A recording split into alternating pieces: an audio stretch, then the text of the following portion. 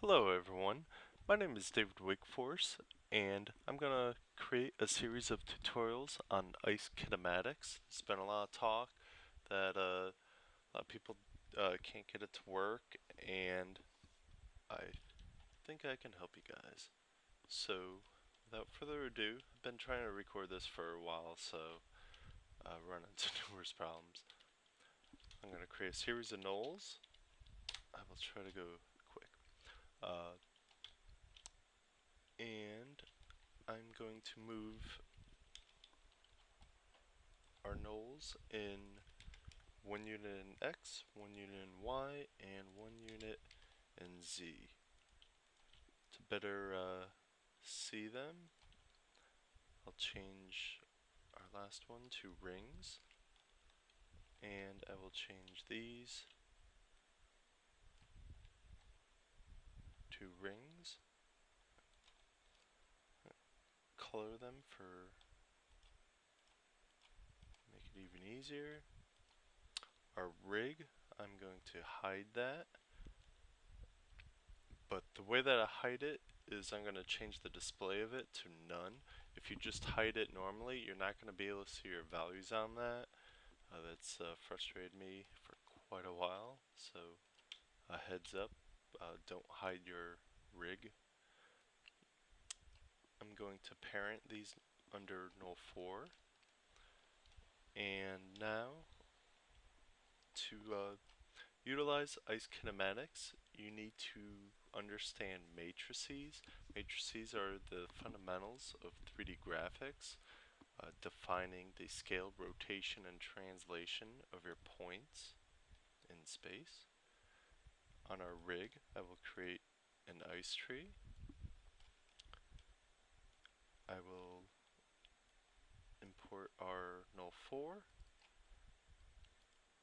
I'm going to change the get data of that to Kine global.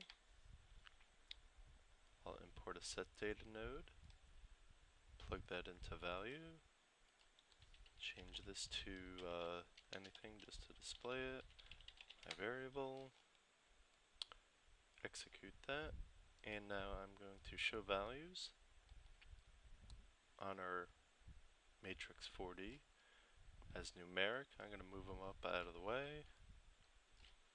Okay, so now we have a 4x4 group of numbers. How do these equal our 9 numbers of scale, rotation, and translation? Well, they do so as follows. These first 3 numbers define the direction that your x is pointing in. The next 3 numbers define the direction that your y is pointing in.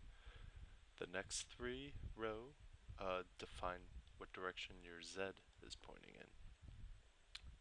The last 3 numbers define the global position of your point. This number in the bottom bottom corner is always 1 or -1. I'm not exactly sure when it's -1, but just be aware that that is possible. And if you want, you could do some more research and help explain it to me. These 3 numbers are always 0 as far as I know. Now, if I rotate our object around, you will notice that our points are changing. And you will notice that they are always going between 1 and -1 as I rotate my object around. So, how are these numbers calculated? Well, they're calculated as follows. If we look at the global position of our null that we moved out in 1 unit in X, you will see that as we rotate it around X, 42 degrees, you will see that its global position is 1 unit in X and 0, 0. Lo and behold, the first row of our number is 1, 0, 0. And if we look at our Y position in global space, you will see that these numbers correspond to each other. And same with the Z. So, we we could define our rotation based on these numbers. Now, how are they calculated? Well, they're calculated with trigonometry, defining the sine and cosine of it. I forget the exact formula on how to calculate the quaternion and Euclidean rotations, but if you want, you can look it up on Wikipedia. I quickly discovered that you actually don't need to know that in order to operate with ice kinematics, so you can use some of the nodes that are already created for you. I'm going to stop this lesson here, and hopefully we'll continue in a lot more lessons. Thanks for listening.